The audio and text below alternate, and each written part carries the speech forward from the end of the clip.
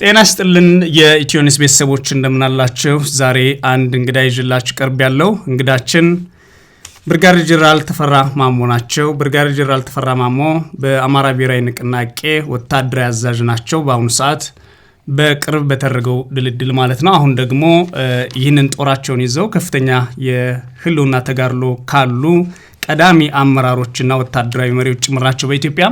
ዛሬ እንግዳችን እሳቸው ናቸው። ከእሳቸው ጋራ በአጠቃላይ የፋኖ እና የአማራ ህዝብ የትግል እንቅስቃሴን በተመለከተ እንደዚሁም አሁን ላይ በድርጅት ውስጥ የሚታዩ በጎና ሌሎችን ጉዳዮች ጭምር አንስተን ውይይት እናደርጋለን።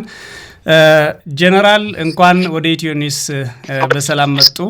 እንደምን አሉ? ሰላም ነኝ። ሰላም ኢትዮኒስ፣ ሰላም ነኝ፣ ደህና ነኝ። በጣም እናመሰግናለን ጄኔራል። እንደው የመጀመሪያ ሀሳብ መነሻ የሚሆነው ድርጅታችሁ መስርታችሁ የህዝባችሁን ህልውና ለመታገል እና ህልውና አደጋ የደረሰበትን ህዝብ አደጋውን ለመቀልበስ የሚያስችል ብቁ ቁመና ይዛችሁ በመገኘታችሁ እንኳን ደስ አላችሁ ነው ማለት ፈልገው ጄኔራል። እሺ፣ አመሰግናለሁ። እኔም መልካም። የመጀመሪያ ጥያቄ ጄኔራል የፋኖ አንድነትና አደረጃጀትን በተመለከተ ነው። እሱም ምንድነው? በተደጋጋሚ አንድ መሆን አይችሉም የሚሉ የጠላት ወይም ደግሞ የብልጽግና ሰዎች ነበሩ። እጅ የሚሰጡ ሰዎችም ወይም ሌሎችም ጭምር አንድ መሆን አይችሉም፣ አንድ መሆን የሚችሉበት እድል የለም የሚል በከፍተኛ ደረጃ የህዝቡን ስሜት ጭምር የሚያስቆጣ ንግግር በተለያዩ ሚዲያዎች ሲነገር ነበር። ለመሆኑ እንዴት አንድ አደረጋችሁት ጄኔራል? እሺ፣ አመሰግናለሁ። አንድ መሆን አይችሉም የሚሉት የተሳሳተ ነው። ከመጀመሪያው ያው በትክክል መመዘን ያቃታቸው ናቸው እንጂ የአማራ ኃይል አንድ እንዲሆን ኃይለኛ ግፊት ከታች ያለው ተዋጊው የመካከለኛው አመራር በመሪው ላይ ኃይለኛ ግፊት ያደርስ ነበር። ይሄ በከፍተኛ ደረጃ እንደነበር እኔ አሳምሬ አውቀዋለሁኝ። ወደ ፋኖ እንደገባው ብዙዎቹን ከታች ያሉትን አብዛኛውን የብርጌድ የክፍለ ጦር አመራሮችን ለማግኘት ሞክሬ የነበረው ግፊት ፈጥናችሁ አንድ አድርጉና ፈጥናችሁ አዋህዱን የሚል ነው የነበረው። ስለዚህ ዋናው ኃይሉ አንድነቱን በከፍተኛ ይፈልገው ነበር። እንግዲህ ከዚህ ላይ ገና ያልተሰሩ የሚቀሩት የነበረው ላይ አመራሩ ላይ ነበር። አመራሩ ላይ ያየኸው በደንብ ጊዜ አግኝቶ አስቦ በሚያግባቡት ጉዳዮች ላይ እየተግባባ ባልጨረሰበት ሁኔታ ታችኛው ግፊቱ የነበረ ነው። እንግዲህ አመራሩ በዚህ አይነት ሁኔታ የተለያየ አመለካከቶች ልክ አሁን መጨረሻ ላይ እንደተደረሰው በውይይት በደንብ ስላልበሰሉ የተለያየ ነገር ይነሱ ነበረ።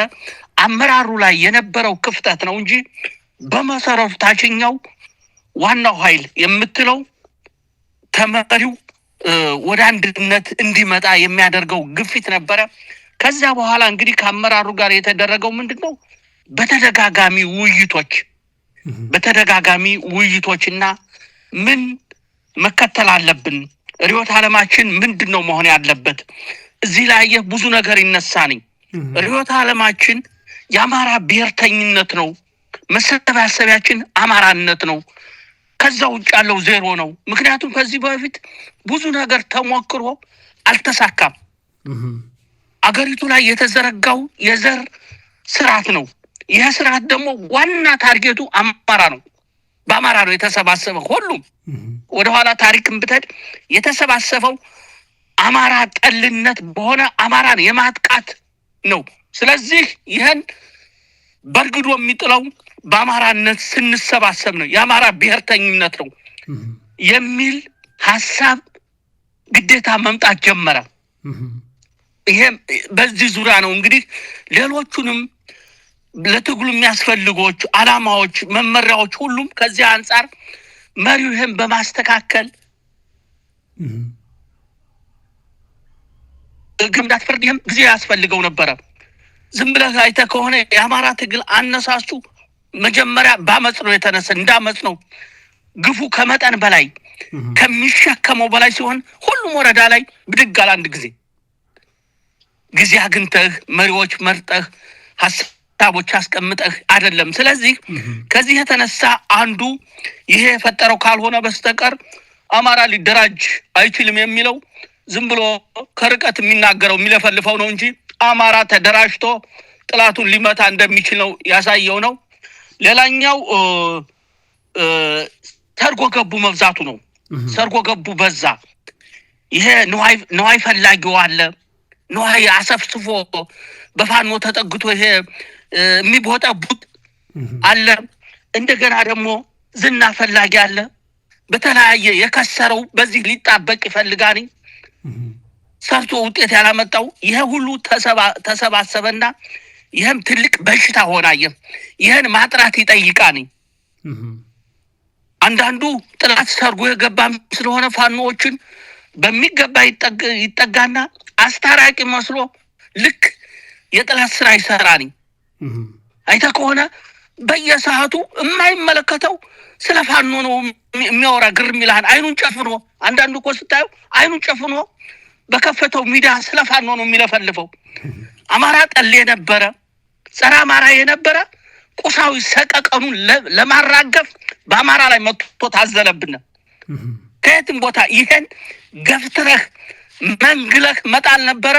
ይሄንም የመመንገል ስራው ራሱን እንዲሆን ራሱን ሆኖ እንዲገኝ የማድረግ ስራው ይጠይቅ ነበረ። እዚህ ላይም ነው አንዱ የተሰራው። ይሄኛው ነው እጁን እንዲኮረኩም ያደረግ ነው። በዚህ ላይ ቀና የሆኑ ደግሞ ይሄ ትግል እንዲሳካ በሐቅ የሚለፉ ደግሞ አሉ። አብረው ከጎናችን የሆኑ ምሁራኖች የሶሻል ሚዲያ በእናንተ ደረጃና በሌሎችም ያሉ ልክ ይሄ ነው። ይሄን መለየት ማንጓለል ይጠይቃል። ይሄን ለማንጓለል ጊዜ ይጠይቃል። ይሄን ሳታንጓልለው የተደበላለቀ ነው። ምክንያቱም አማርኛ ለሁሉም የተመቸ ነው። መጥቶ በአማራ ቋንቋ ነው እያንዳንዱ የታዘለው። የተጣበቀው በአማራ ባህል ነው። በአማራ ባህል ታዝሎ ጸረ አማራ ነው። አማራን ለማነተብ ነው። አይተውሃኒ አንዳንዱ እኮ ምንም እንትን ሳይለው ጸረ አማራ ሆኖ ፕሮግራም በአማራ አስተካክሎ አማራን ለማጥፋት የሚዳክር ነው። ይሄን ገፍትሮ የሚጥለው ጠንካራ ብሔርተኛ ኃይል ሲመጣ ነው። ስለ አማራ ቀና ከሆኑ ኢትዮጵያውያኖች ጋር ክፍት ነን። ከዛ ውጭ ግን በአማራ ጉዳይ እኛው ነን የምንፈታው አደብ ግዛ የሚል ልክ የሆኑ አይነት ኃይል ለማምጣት ጊዜ ይጠይቃል ለማለት ነው። ይሄ ነው በዚህ ያለኝ። ልክ ነው ጀነራል። አሁን የተመሰረተው ድርጅት ጽናቱ ጥንካሬው በርሶ አይን እንዴት ያዩታል? አሁንም አንዳንዶች አይ ችግር አለበት ፈረሰ ተናጠ ይላሉ። ቀደም ሲል የወርሶ ሚዲያ በደንብ ባይከታተሉም እና ከዚህ አንፃር ምን አይነት ድርጅት ነው የመሰረት ነው ብለው ያስባሉ ጀነራል? ይሄ በእኛ በኩል አንዳንድ ጊዜ ተመልከታቸው። አንዳንድ እዚህ ጸረ አማራ የሆነው እስከሚሞት ድረስ እንደዛ እያለ ነው የሚለፈልፈው። እስከሚሞት እስከምትቀብረው ድረስ እንደዚህ ነው። ይኸው የመጀመሪያ ጥላትህን መናቅ የለብህም። ለጥላትህ ሳታጋንን ሳታቃልል ተገቢ ሚዛን መስጠት ያስፈልጋል። አሁን ይሄ የሚለፈልፈው ብልጽግናና በብልጽግና ዙሪያ የተኮለኮለ ተመልከት። ተደጋጋሚ አሁን እቅዳቅደዋኒ እቅዳቸው አልተሳካም። ሁልጊዜ ይጮሃሉ። ድንጋይ የሚወረወረው ፍሬ ወዳለበት ነው። ለምንድነው አሁን እኮ አጀንዳው ኢትዮጵያ ውስጥ ፋኖ ብቻ ነው። ለምንድነው ፋኖ ብቻ የሆነው? ያለ ምክንያት ፋኖ ይላል። የፋኖን ስም ለማጠልሸት የሚዳክረው አይታቸው ከሆነ አንዳንድ በእናንተ ደረጃ ሶሻል ሚዲያ የሚሰሩ አይታቸዋል። ክፍት ስታረግ ካለ ፋኖ ሌላ የሚናገረው ነገር የለም። ይሄ እዛው እንዳለ ሳንናገረው የፋኖን ጥንካሬ ነው የሚያነሳው። ስለዚህ ከዚህ በኋላ ሄደኮ ሰበሰብ ነው እንደ አማራ ሰበሰብ ነው።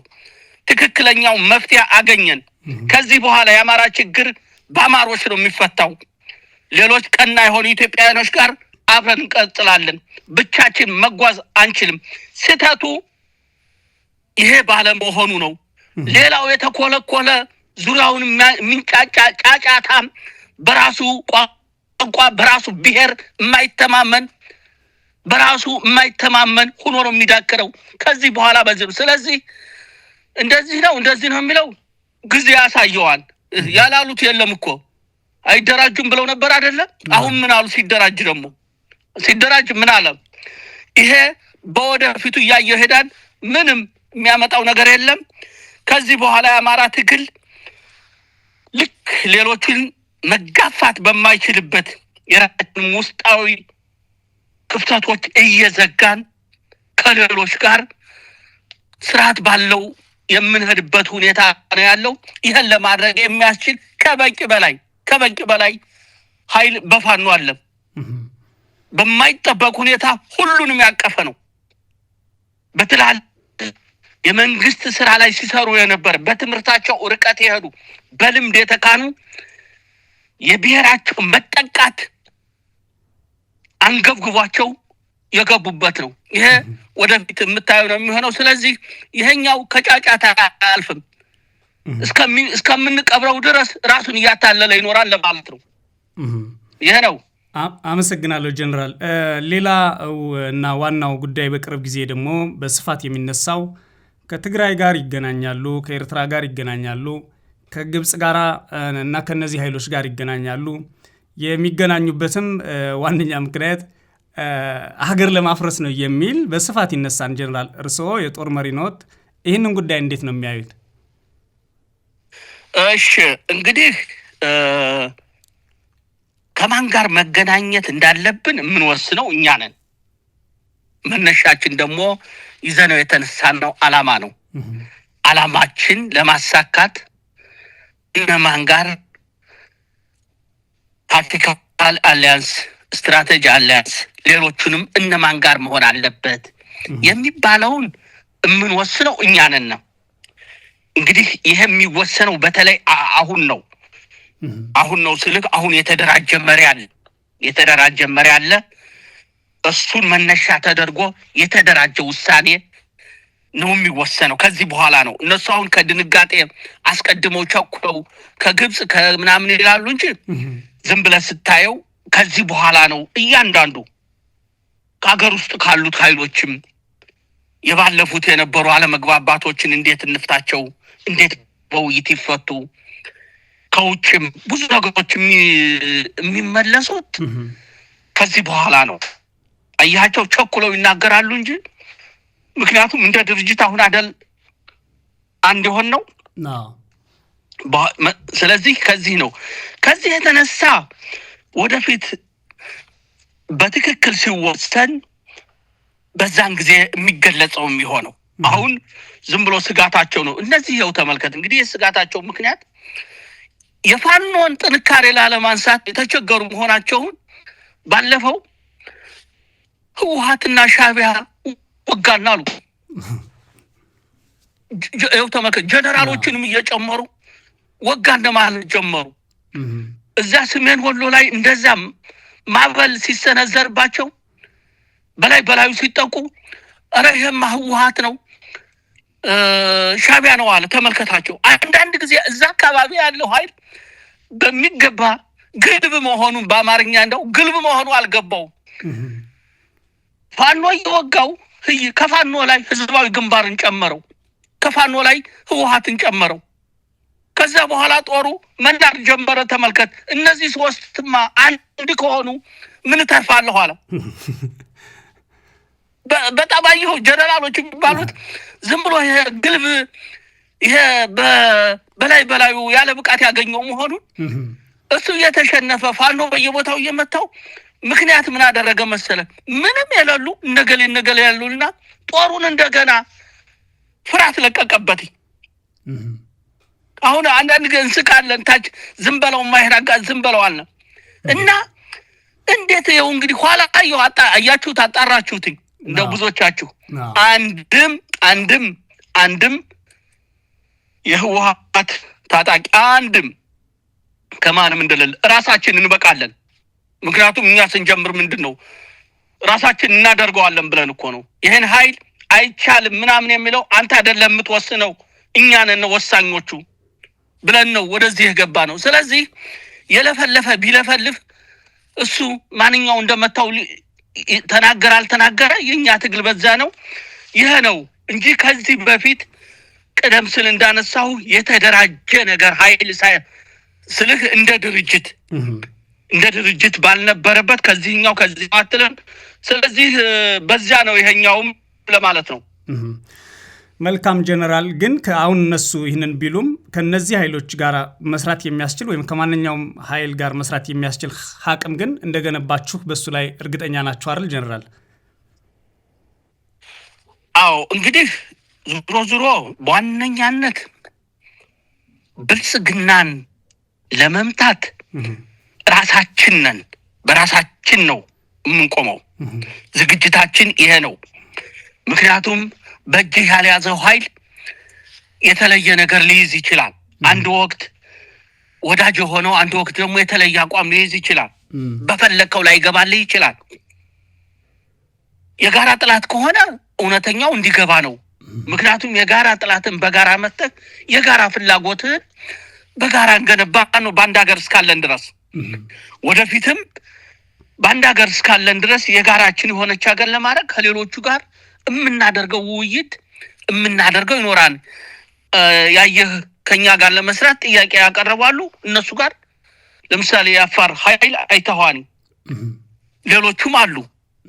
እኛ ላነሱልን ነገር ያለንን ከማረጋ እንመለስም። ምክንያቱም የተለየ ነገር አንፈልግም። እነሱን ሳንይዝ ሙሉ ኢትዮጵያን መገንባት አንችልም። የሚያስተሳስረን ነው ኢትዮጵያነታችን ነው። በዚህ ደረጃ ኃይላችን ይሄዳል። አሁን ለተነሳው ግን ግዴታ ይሄኛው ኃይል ካላገኘን የሚለው ምክንያቱም የኛ ትግል የጀመረው በራሳችን እኮ ነው። ልክ ነው። አይተህ ከሆነ የፋኖ ትግል ሲጀምር ብልጽግና ከህወሓት ጋርም አሰራሽ ምቹይል ነበር፣ ከሌሎቹም እንደዛ ነበር። ተመልከት፣ ከህወሓት በኋላ ነው ይሄ ስርዓት አስፈላጊ አይደለም የሚል ኃይል እያፈነገጠ መምጣት የጀመረው። ስለዚህ ዋነኛው በራሳችን የምንሰራው ሆኖ ግን ደግሞ እንዳልኸው አላማችን ነው ማን ጋር መተባበር እንዳለብን ከማን ጋር እስከየት መሄድ እንዳለብን የሚወስነው ለማለት ነው። አመሰግናለሁ ጀነራል። ከዚህ በፊት ባደረጉት ንግግር ማንኛውም ኃይል አሁን እኛ እያለን ኤርትራንም ሆነ ትግራይን ከኛን ተረማምዶ ተኩሳለሁ ወይ ማጠፋለሁ ቢል ከኋላ ነው የምንከመርበት የሚል ንግግር አድርገው ነበር ጀነራል። እና ብዙዎቹ ይሄ በጣም የሚያስታውስና ብዙዎቹ የተቀባበሉት ነው። ዛሬ እንዲያብራሩትና ጉዳዩን ምን ማለት እንደሆነ በግልጽ እንዲነግሩን ስለፈለኩ ነው። ለመሆኑ እርስዎ ይህን ሲሉ ምን ማለት ፈልገው ነው በግልጽ? አሁን ይሄ እንትኑ እውነት ነው፣ እውነታ ነው። እንደው እንትን ይለዋን ሰው የተለያየ ይለዋን እንጂ እውነታ ነው። ምክንያቱም ተመልከት፣ አንድ ቁጥር ጥላታችን ብልጽግና ነው። ሌላ አሁን በቀኝ በግራ የምናየው ሌላ ጥላት የለም። ብልጽግና የሚባልን በገባበት እየገባን መምታት ነው። አሁን ብልጽግና ትግራይንም ለማጥቃት ቢንቀሳቀስ ኤርትራም ቢገባ በማን ነው የሚረማመደው? የሚረማመደው እኮ በአማራ ላይ ነው። በአማራ ላይ ሳይረማመድ በሱዳን ዙሮ ኤርትራ ይገባል እንዴ? ከዚህ የተነሳ እንደ ወታደር በእኛ መሬት ላይ እኛን ሳይጨፈልቅ ተረማምዶ አይሄድም ነው መልእክቱ። ስለዚህ ይሄን ደግሞ እድል አንሰጠውም። ምክንያቱም የምንፈልገው ጥላት ነው። የምንፈልገው የመጀመሪያ ዓላማችን ይሄን ኃይል ማጥፋት አለብን፣ ለማንም አይወጅም የሚል ነው። በዚህ አጋጣሚ እንደባለፈው በአማራ መሬት እያግራራ ትግራይ ላይ ገብቶ ሊተኩስ ይችላል? እስቲ ይየው። እንዴት አልፎ ኤርትራ ላይ ሊተኩስ ይችላል? ዋናውን ነገር እኮ ይሄን መልካም ምድር ሳይቆጥ ይሄን ህዝብ ሳይይዝ እንዴት ነው የሚሄደው? ምክንያቱም ይሄ ጥላት ለዚህ ህዝብ አንደኛ ደረጃ ጥላታችን ነው። ስለዚህ እኛ እያለን በእኛ ላይ ተረማምዶ የትግራይን ህዝብ ሆነ የኤርትራን ህዝብ ሊያጠቃ አይችልም። ከኋላው እንከመርበታለን፣ እናራግፈዋለን። እንደውም ቢያደርገው ለኛ እኮ የበለጠ ነው የነበረው።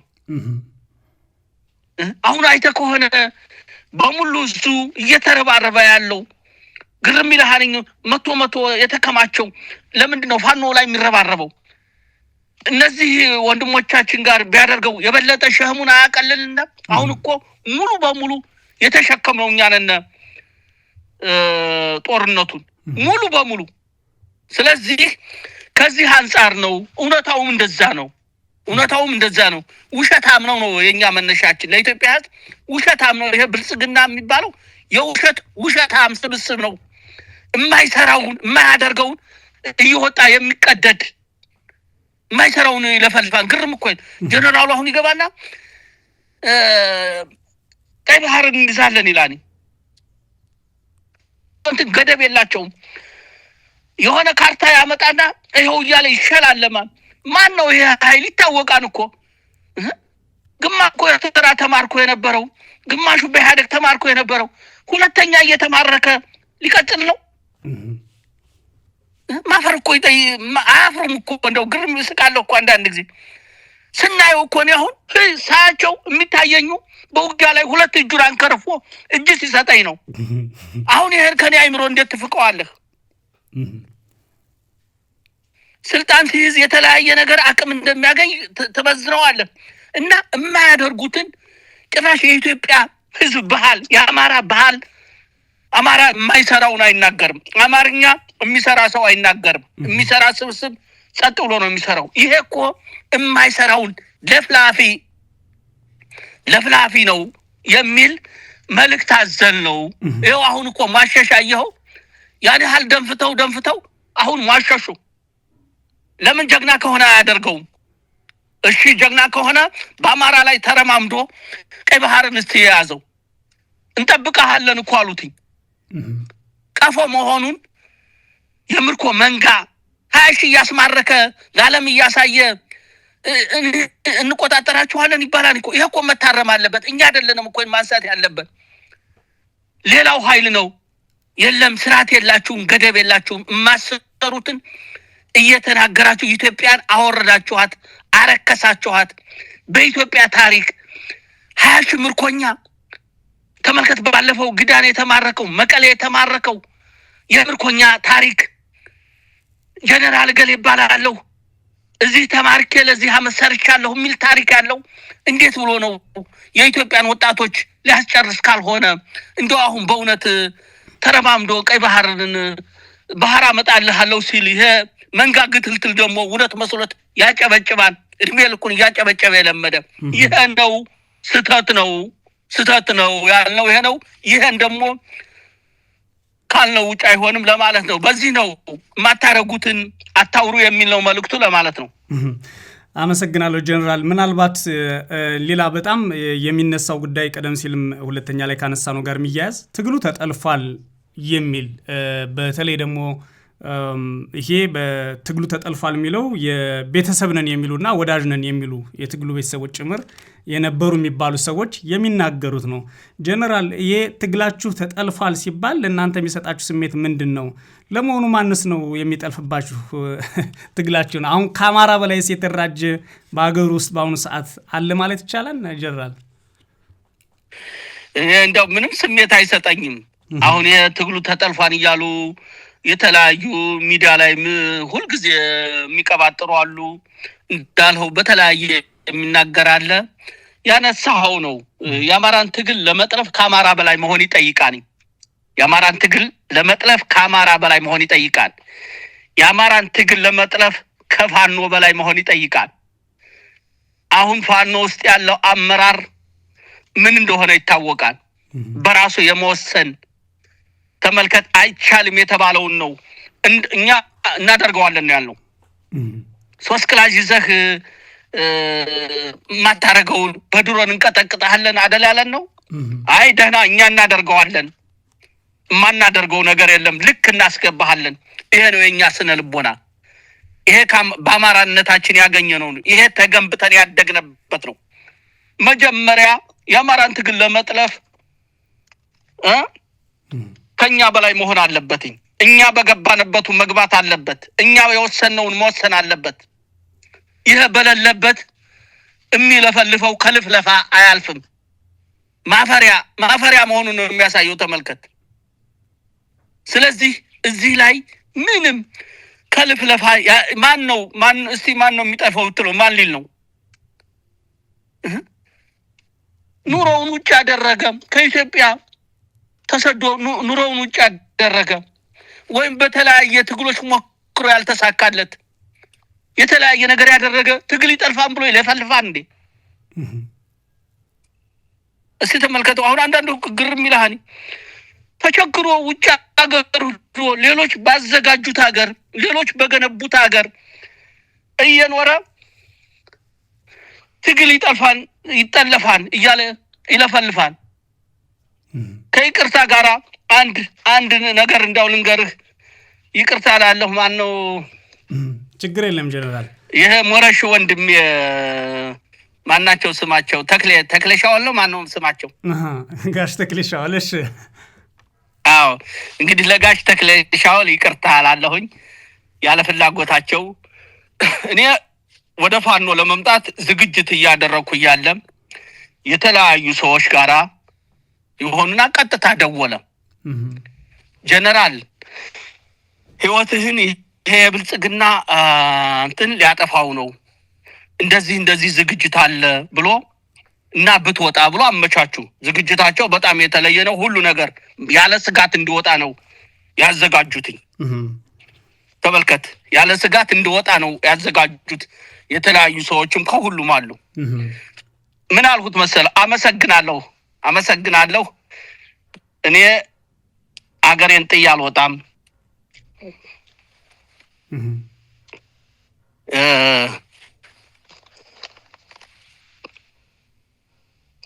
የአማራ ወጣት እያለቀ ዳር ሁኜ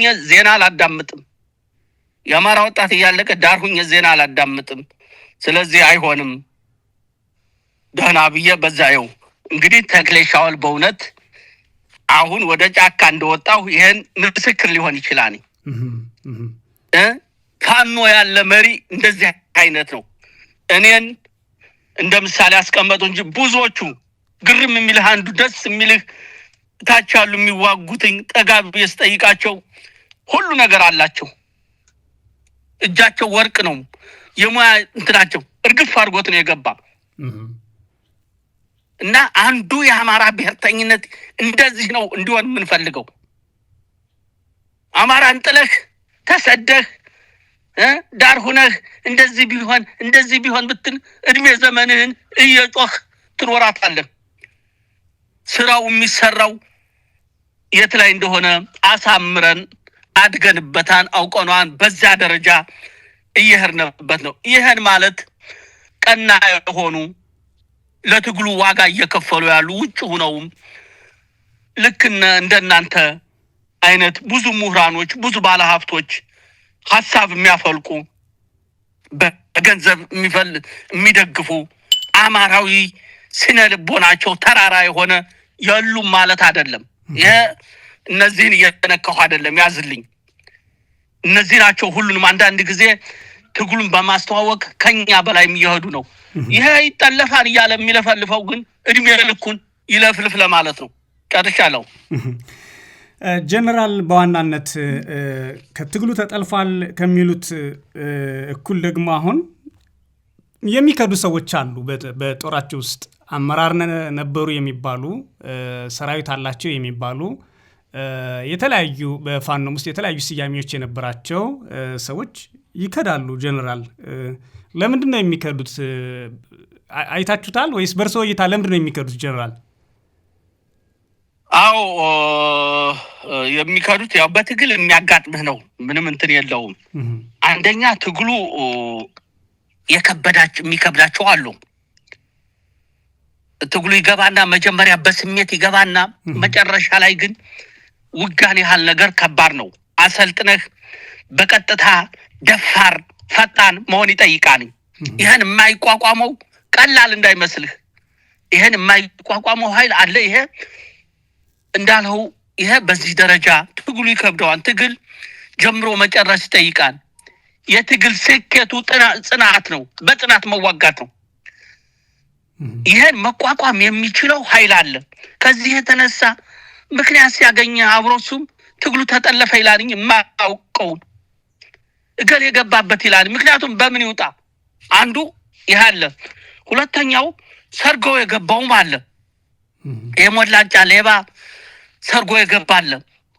ሰርጎ የገባውም እየተያዘ መጣ። ምክንያቱም ሰርጎ የገባው ታውቀዋለህ፣ ውጊያ ላይ ጠንክሮ አይዋጋም።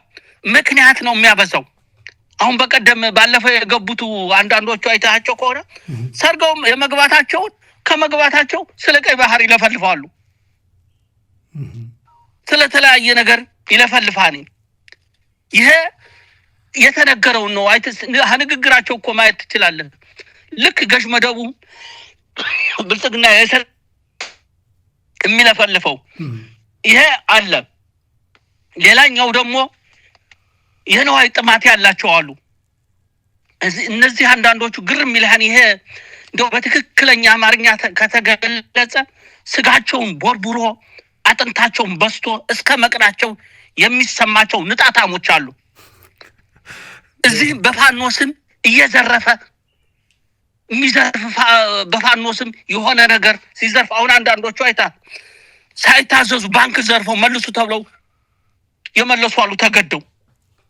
ገበሬዎቹን አላግባብ የሚያሰቃዩ ይሄ ኃይል ደግሞ አለ። ተመልከት። ይሄ ኃይል ይሄን ሲያገኝ ትልቅ ምክንያት ይፈጥርና ገብቶ እዛ አይተዋኒ ሰልባጅ የሆነ ሱፍ ገዝተውለትኝ ያን ለብሶ አያፍርም። በቴሌቪዥን ቀርቦ ይለፈልፋኒ። ትናንት እኮ ዳስፖራውን ገንዘብ ላኩልኝ እያለ ሲለምን የነበረ ንጣታም ተመልከት። አሁን አንዳንዶቹ የሌለውን ጦር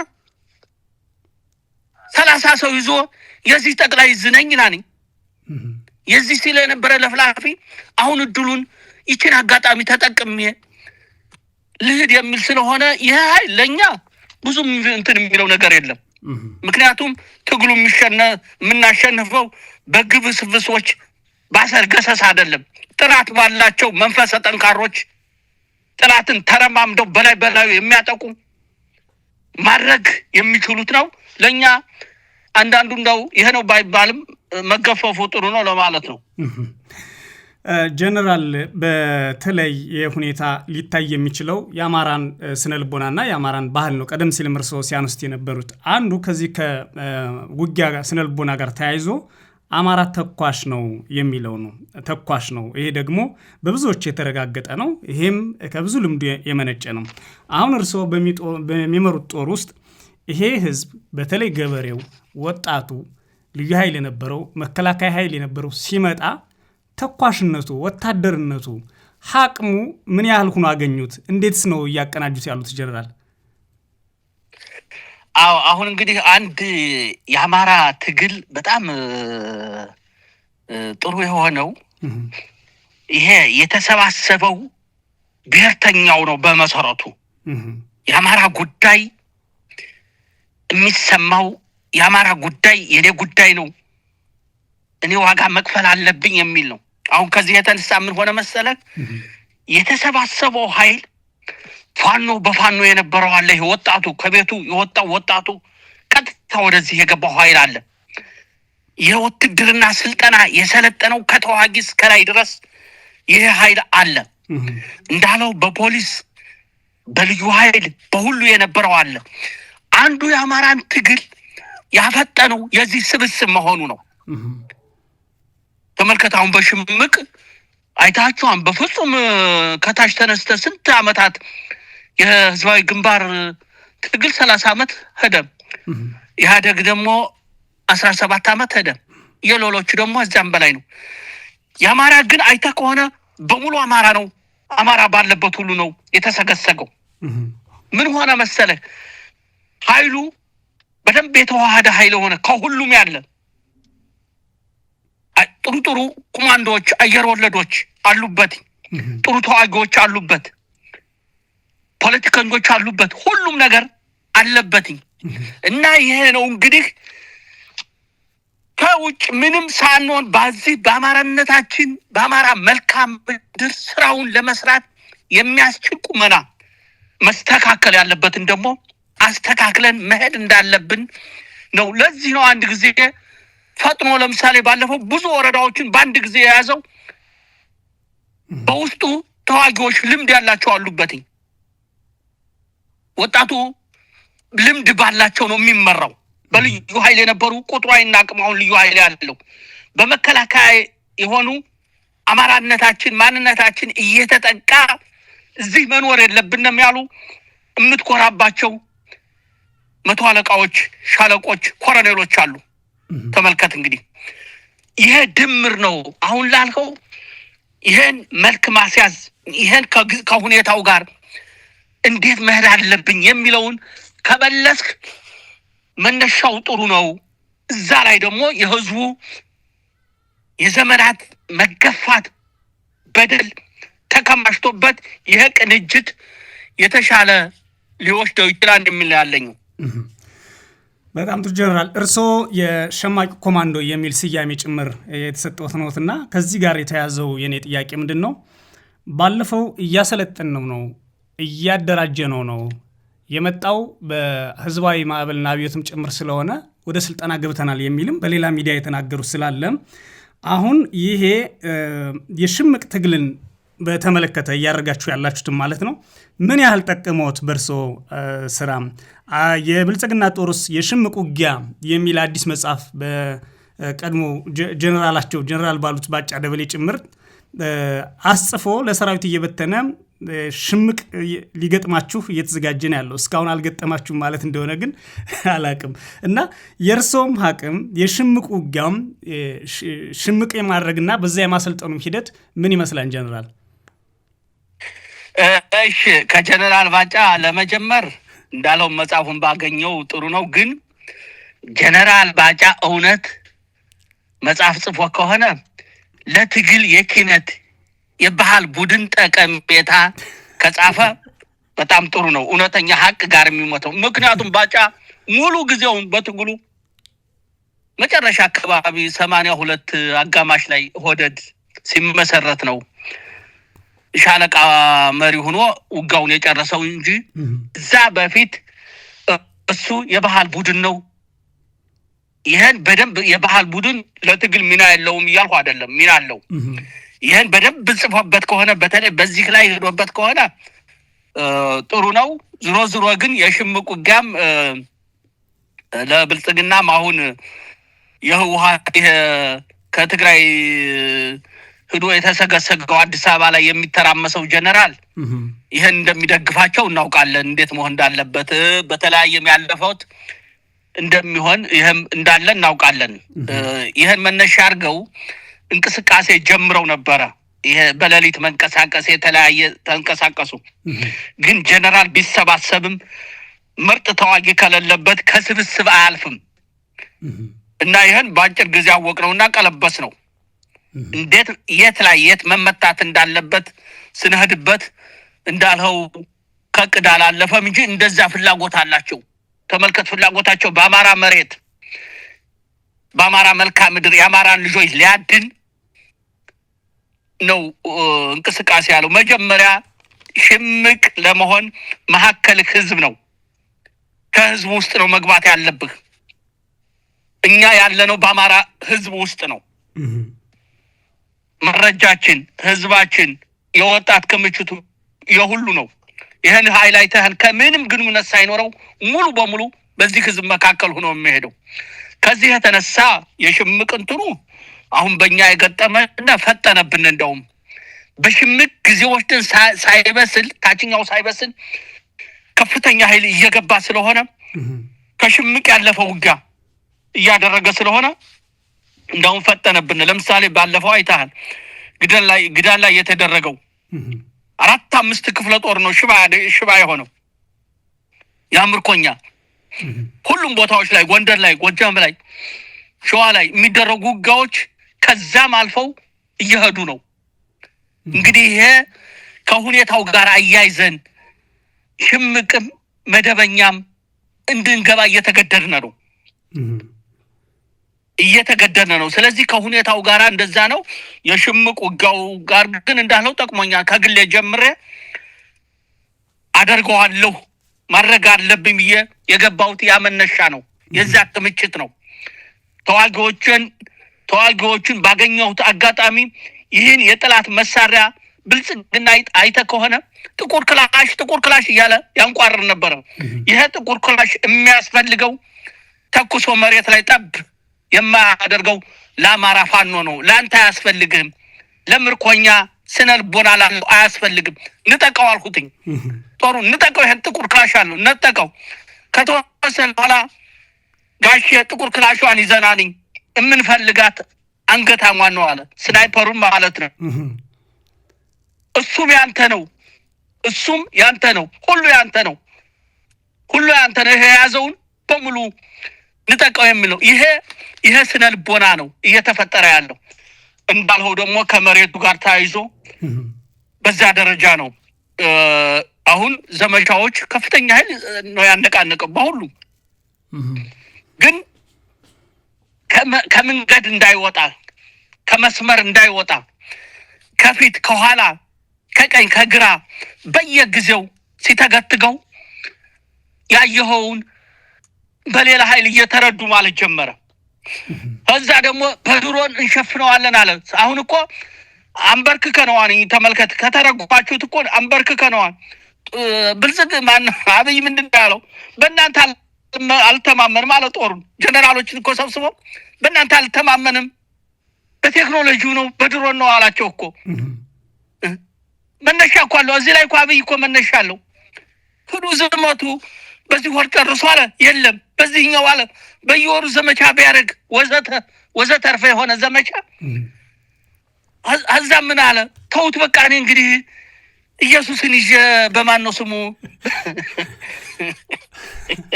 ኢየሱስን ይዤ በድሮን እጠርገዋለሁ አለና አሁን እኮ በድሮንም እንደፋደፈው ለዛ ነው።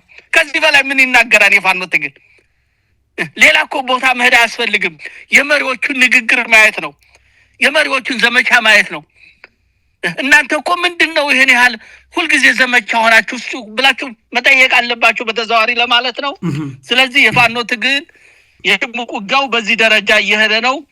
የሽምቅ ውጊያው ግን እኛን ፈተና የጣለን ፈጠነብን፣ ደረጃ በደረጃ ሳንድ ፈጠነብን። ወደፊት ደግሞ በሚሄደው አሁን በተለይ አማራ አቀፍ ኃይል እየሆነ ስለሚሄድ ከዚህ አንጻር ሰፋ ያለ ዝግጅት፣ ሰፋ ያለ ስራዎች ይጠይቁናል ለማለት ነው። እዚህ ላይ ማነሳለሁ ጀነራል፣ በጣም ብዙ ምርኮኞች ወይም ደግሞ ፈቅደው የሚቀላቀሏችሁ በጠላት የተሰለፉ ብዙ ሰዎች ይገባሉ። እኛ በዜና ሽፋንም በተለያየ መንገድ እናያለን። በቀጠና የሚወጡትን ዜናዎች እናያለን። በቀን ብዙ ኃይል ነው የሚገባው ከመከላከያ ከልዩ ኃይል። ግን በመሰረታዊነት ደግሞ ልዩ ኃይሉና ሚኒሻውን ከመናድ ወይም ወደ እናንተ ከመቀላቀል አንጻር ምንድነው ሐሳባችሁ? አንደኛ መከላከያው ሳይዋጋ ይህ ኃይል ውጊያ እንዲያደርግና የእርስ በርስ አይነት መልክ እንዲይዝ የማድረግ የብልጽግና ሴራ ስላለ ከዚህ አንጻር ምንድነው የእናንተ ሐሳብና ፍላጎት ጀነራል? የኛ ምንድነው ልዩ ኃይሉ አድማ ብተና ፖሊስ የሆነው ተቀብለን ማስተናገድ እንፈልጋለን። ልዩ ኃይሉ አብዛኛው ገብቷል። የተወሰኑ ሰገብጋቦች ናቸው። በተለይ በጣም ሰገብጋቦች እዚህ ላይ ላነሳልህ የምፈልገው በፊት ሳደራጅ ከሻለቃ መሪ ሆነው ተባረው የነበሩ በተለያየ አካባቢ የነበሩ ሰብስብ የነበረ የክፍለ ጦር መሪ የደረሱትኝ። ምክንያቱም በፊት ሞጋቸው ጎበዞች ስለሆኑ እና ተቸግረው በስነ ልቦና የወረደ የተናቀ ስራ ሲስተው ስለነበረ በአንድ ጊዜ ብድግ አድርገን ክፍለ ጦር አዛዥ ምናምን ስናደርገው የተወሰነ ገንዘብ መሬት ምናምን ሲያገኝ አሁን ደፍቶ የተቀመጣለ። አንዳንዱ ደግሞ በቃ ለመግባት እያመነታ ያላለ። ይሄ እነዚህ ካልሆነ በስተቀር ታችኞቹ በተለይ በዛ ደረጃ ነው የመጡት። እንግዲህ አንዳንዱ እንዳለው ሁሉ እንትን አይደለም። በእንደዚህ አይነት ጊዜ በጣም መንፈሰ ጠንካሮች ቆራጦች ያስፈልጋሉ። ቁጥሩ የማይናቀው ራስ ወዳድ ገንዘብ የሚወድ ጎመን በጤና የሚል እነዚህ አሉ። እነዚህ አንዳንዶቹ ወደፊት በወንጀል ብቻ ሳይሆን በከፍተኛ የሚጠየቁ ናቸው። ከብልጽግና ጋር ሆነው ወንጀል የፈጸሙ አሉ። አሁን በግል ማንሳት አያስፈልግም። ከዛ ውጭ ግን በመሰረቱ ልዩ ኃይሉ አብዛኛው ገብቷን የቀረው የሚገባኒ በዚህ እንደውም ትልቁ ሚና የተጫወተው እሱ ነው። ትልቁ ሚና የተጫወተው የልዩ ኃይሉ ነው ለማለት ነው። በዚህ ደረጃ ነው ያለው። እንግዲህ ይሄ ላይኛ ምንድነው አሁንም መወሰን ያለባቸውን ይወስኑ። ሁሉም ካልወሰነ ሞት እንደወሰነ ይወቀው፣ ሞት እንደወሰነ ይወቀው ለማለት ነው። በዚህ ነው ይሄን የምናየው። መልካም ጄኔራል፣ የአማራ ህዝብ ያለበት ችግር ስፋቱ በደሉ ቃላት የሚገልጸው አይደለም። የደረሰበት እየሆነ ያለው ነገርና አሁን በመላ ሀገሪቱ ላይ እየሆነ ያለው ነገር በህዝቡ ላይ ቃላት የሚገልጸው ነገር አይደለም። እርስዎ የጦር አመራር ነዎት፣ የጦር መሪ ነዎት። ይህንን አደጋ ይቀለብሳል የሚባልን ጦር አደራጅተው ከጓደኞቹ ጋር ሆነው ወደፊት እየመሩ ያሉ ሰው ነዎትና በዚህ ወታደራዊ እይታዎት ለዚህ ሁሉ ተጠያቂው ማን ነው ብሎ ያስባሉ ጄኔራል? እኔ ለዚህ ተጠያቂ ራሱ አማራው ነው ማለት እንግዲህ ሰፋ ይላኒ ከኋላ ይጀምራን ሰፋ ይላኒ ተጠያቂው አማራው ራሱ ነው። ከሁኔታ ጋር መሄድ አልቻለም። ምክንያቱም ሁሉም ድርጅቶች አይተ ከሆነ ጸረ አማራ ሆነው አማራን በጥላትነት ስለው አማራን ለማጥፋት ነው። ሁሉም አማራ ቀኝ ገዣችን ነው ያሉት። ምንድነው ያሉት? ከሁሉ ጀምሮ ሁሉም እናውቃቸው ኢትዮጵያ በአማሮች ፍላጎት ነው የተገነባችው። እኛ ሚና የለንም። ኢትዮጵያ በአማሮች ፍላጎት ነው የተገነባችው። በአማርኛ ቋንቋ ነው አገር አቀፍ ትስስሩ እየሄደ ያለው። የአማርኛ ቋንቋ ነው መገናኛ ሆኖ እየሄደ ያለው። በአማራ እምነት ነው ያለው። ሁሉ ነገር በአማራ ነው የተገነባችው። የኛ አይደለችም፣ የኛ ፍላጎት የለም የሚል ትልቅ ጨቋኝ ብሔር አማራ የሚባል አለ። ይሄ ጣሊያኖቹም ያሉት ነው።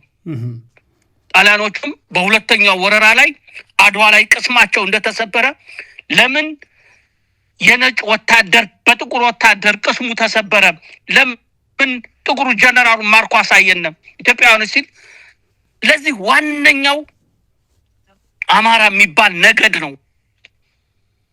አማራ የሚባል ነገር ነው ኢትዮጵያን እንደ ሲሚንቶ እንደ ሙጫ አጣቆ ያዛት። የአማርኛ ቋንቋ ነው፣ የአማርኛ ሃይማኖት ነው። ከሰሜን ጫፍ እስከ ደቡብ ጫፍ ሁሉ ነገር ያስረው። ስለዚህ ይሄን ኃይል እናፍርሰው፣ አማራ የሚባል ቋንቋን እናጥፋው፣ ኦርቶዶክስ የሚባል ሃይማኖትን እናጥፋው የሚል ተናገሩ። ይሄን ጽፋ አቀረቡ። የኢትዮጵያ ውስጥ የተደራጀ ይሄን ገልብጦ ይዞ መጥቶ የራሳቸውን ታሪክ እስከ መካደዱ እኛ አማራ ቀኝ ተገዥ ነኝ ያላለ እኮ የለም። ያዳን ጦርነት አማሮች ናቸው የጨረሱት፣ እኛ የለንበትም የሚል እኮ ይገጥማል።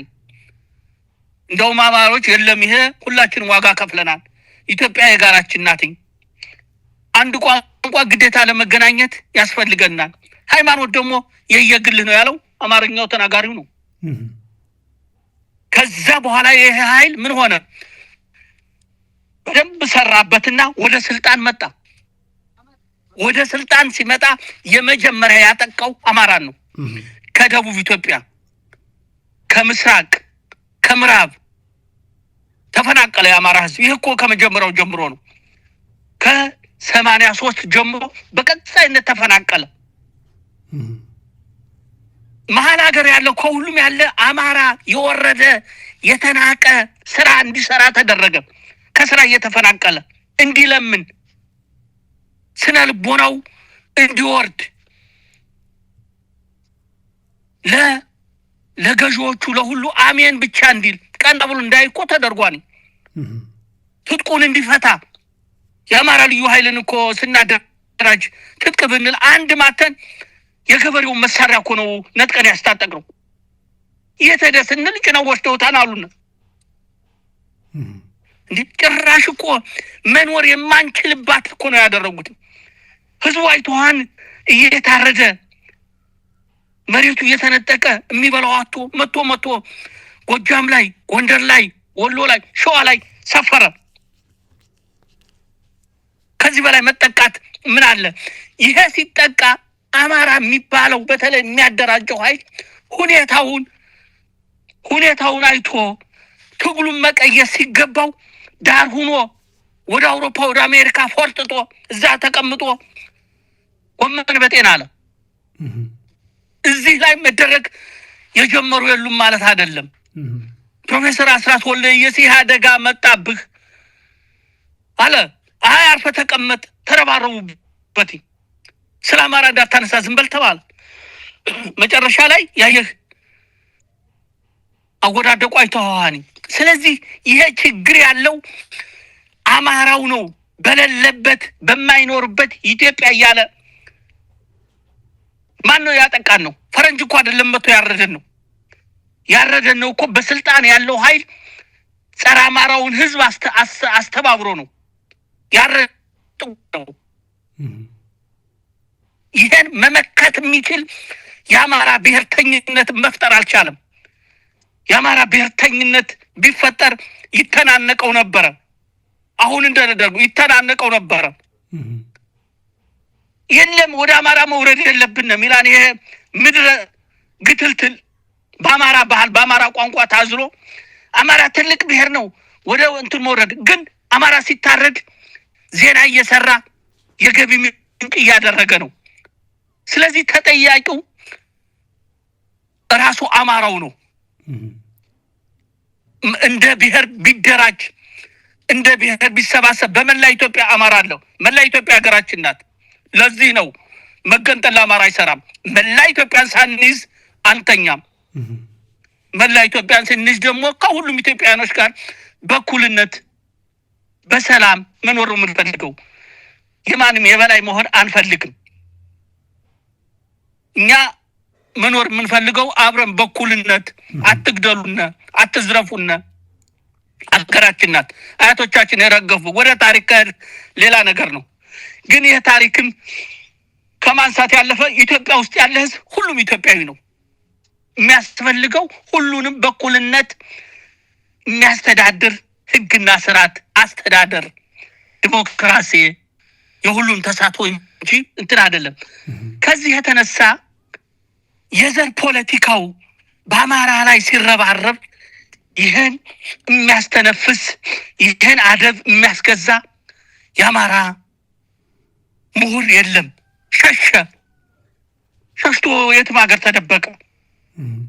አንዳንዱም ከገዡ ጋር ተለጥፎ እንደ ባሪያ ተጋለበ። ሀብት የሚያዋጣው ይመስል ሀብት መሰብሰብ የገባ ጥራቅምቦ ተገኘ።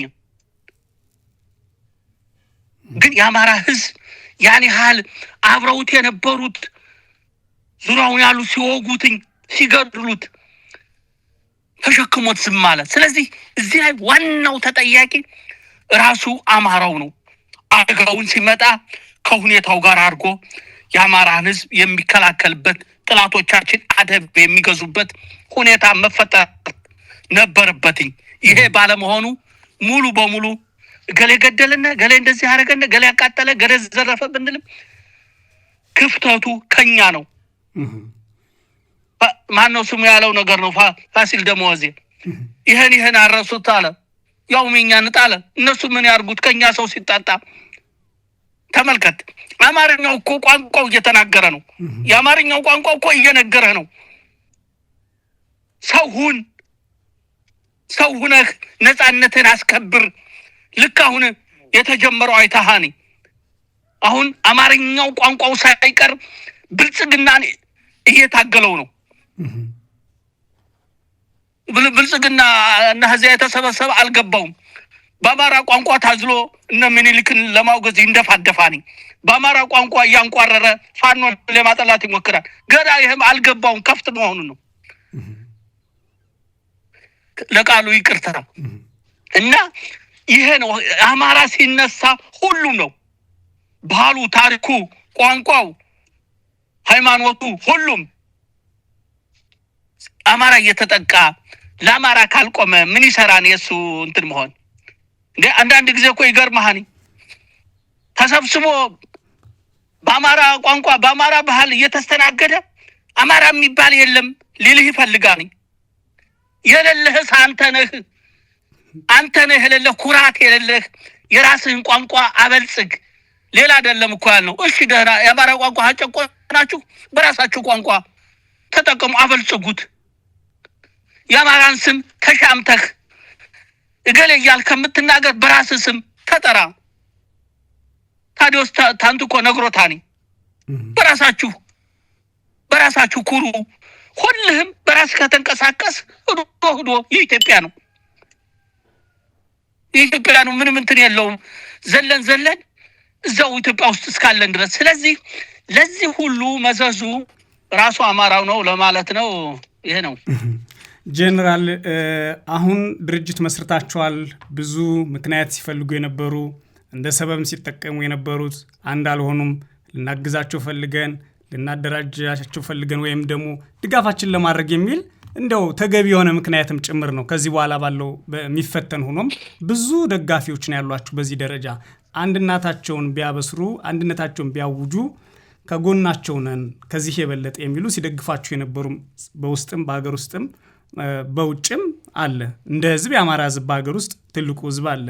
በየዕለቱ እየሞተ እየተገደለ እየተደፈረ ከጎናችሁ ነው እንደምናየው ማለት ነው። እስካሁን ድረስ ያውም ካላችሁበትም ጭምር ከፍ እንድትሉ የሚፈልግ ማለት ነው።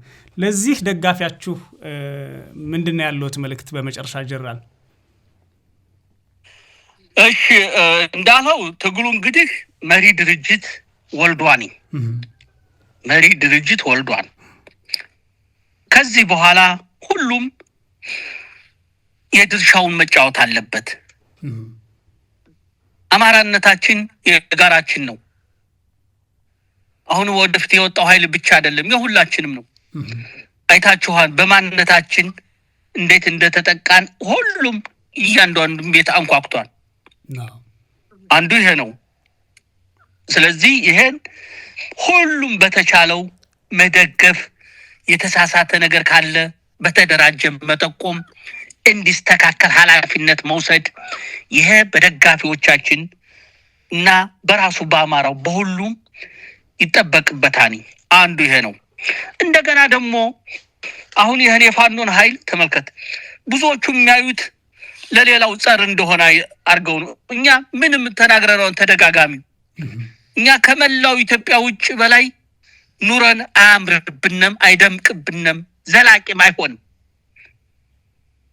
የፋኖ ትግል ዘላቂ የሚሆነው ፍትሃዊ ስርዓት ተገንብቶ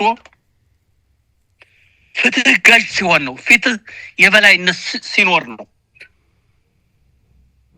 የፖለቲካና የወታደራዊ የኃይል ሚዛን ቋሚ አይደለም፣ ይቀያየራል። የማይቀየረው ከህዝብ ጋር የሚያኖረው ፍትህ ነው። ይሄን አሳምረን እናውቀዋለን። አሁን የተፈጠረው የኃይል ሚዛን የፖለቲካ ሚዛን በፍትህ ካልተደመደመ ደግፎህ አይዞህ ብሎ የታገለው በድንጋይ እየወገረ ያባረራሃል። ስለዚህ ወደፊት አንዱ ከውጥኑ የምንረባረበው ከመላው ኢትዮጵያ ጋር በኩልነት አይታቸዋል። በብዛት የኦሮሞ ወጣቶች ለግላጋ ይማረካሉ። መጀመሪያ ፋኖውን ጭራቅ አድርገው ነው የሚያዩትኝ። ኋላ ግን ተቀብሎ ሲንከባከባቸው ሲያጫውታቸው በቃ የሚናገሩት ከፊታቸው ታየዋለህ። መታወቂያ ሰጥቶ ልብስ ሰጥቶ ያለውን ገንዘብ ሰጥቶ እንትን ሲላቸው እስከሚሄዱ አያምኑ ነበር። ለምንድን ነው የአማራ ህዝብ ወደፊት የሚኖረው ከኦሮሞ ህዝብ ጋር ነው፣ ከሌሎች ኢትዮጵያ ህዝቦች ጋር ነው። የአማራ ህዝብ በከፍተኛ የተዋለደው የተጋባው ከኦሮሞ ጋር ነው ወይም ከሌሎቹ ህዝቦች ጋር ነው። ይሄ ህዝብ የሚኖረው ከዚህ ነው። እኛ ቅሬታችን ለምንድን ነው አማራ ተነጥሎ ሲመታ ምን አይደላችሁ? ጎረቤታችሁን እንዴት ተቀጠቅጡታላችሁ? የትዳር አጋራችሁን እንዴት እንደዚህ ታደርጋላችሁ? ቢኖርስ ችግር ለምንድን ነው የማታስተካክሉ ነው እንጂ ሌሎች ህዝቦችን ለመጫን አይደለም። ለምሳሌ አንዳንድ ቦታ የገጠመን ኦሮሞዎች መጀመሪያ ፋኖን ሲያገኙ እንታረቅ ያሉ ተሰብስበው መጥተው ምን አጥፍታችኋል ነው ፋኖ እንደዚህ እያለ እንደዚህ ነው አይደለም እናንተ ምን በድላችሁና የበደለን ነው ይሄ ነው ወደሚል ስንሄድ እሱማ እኛስ ምን ሰላም አገኘን ነው። ስለዚህ ሁሉም ኢትዮጵያዊ ሁሉም የጋራ አገራችን በጋራ የምንገነባበት ነው። ተደጋጋሚ እንቅፋት ገጠመን፣ የተለያዩ ለውጦች ተደረጉ፣ የባሰ ነው እየመጣ ያለው። ይሄ እንዳይመጣ ሁሉም ድርሻ ይኑረው፣ ሁሉም ድርሻ ይኑረው። ከዛ በኋላ እያንዳንዱ የራሱን ጉዳይ ራሱ ነው የሚጨርሰው። እኛ በሌላው ማህበረሰብ ጉዳይ ገብተን እንፈትፍት አይደለም እንኑር ነው ያለው። ወደፊት ደግሞ በጋራ የሚያዋጣንን ነገር በጋራ ተሰብስበን የጋራ ሀገር እናደርጋለን። ምክንያቱም አልተሳካም፣ አይታችሁታል። እስካሁን የተደረገው አንድን ህዝብ አብሮ የሚኖርን ለማጥፋት ነገር ነው ይዞ የመጣው። ይሄ እንዳይሆን ሁሉም ድርሻ አለው። ሁሉም በዚህ ደረጃ ነው ኢትዮጵያ ውስጥ ያለ ሁሉም ያሉ ችግሮችን በውይይት እየፈታን የኢትዮጵያ ህዝብ ዘላቂ ልማት፣ ዘላቂ እድገት፣ ዘላቂ ሁሉ ነገር እንዲሆን በውይይት የምንፈታበት ሁኔታ መፈጠር አለበት። አሁን ያለው መንግስት ለውይይት ምቹ እንዳልሆነ አይቶታን ሁሉን ነገር በኃይል ፈታለሁ ነው። በድሮን ብቻ ጨርሰዋለሁ፣ ገንዘብና ኃይል የማይሰራው የለም የሚል ኃይል ጋራ እንዴት ብለህ ነው መኖር የሚቻለው? እና ይሄን ለማለት ነው የሚደረገው ነገር ሁላችንን የሚነካን ችግሩ ሁላችንን ነክቶናል። መፍትሄውም ሁሉም ኢትዮጵያ ነው ለማለት ነው። ይሄ ነው ያለኝ። ጀነራል በጣም አመሰግናለሁ ከኢትዮ ኒውስ ጋር ለነበረን ቆይታ። በመጨረሻ ማለት የሚፈልጉት ነገር ካለ ጉዟችሁንም በተመለከተ የሚቀጥሉት ብስራት ካላችሁም የማለት እድል አለዎት? ብያለሁኝ። አመሰግናለሁ። ኢትዮ ኒውስን አመሰግናለሁ። እናመሰግናለን። መልካም ሁሉ እመኝልዎታለሁ። ጤና ሰላም እንዲሆኑ እመኛለሁ። እግዚአብሔር ያክብርልን። አሜን አሜን። ሰላም ሁን። አሜን።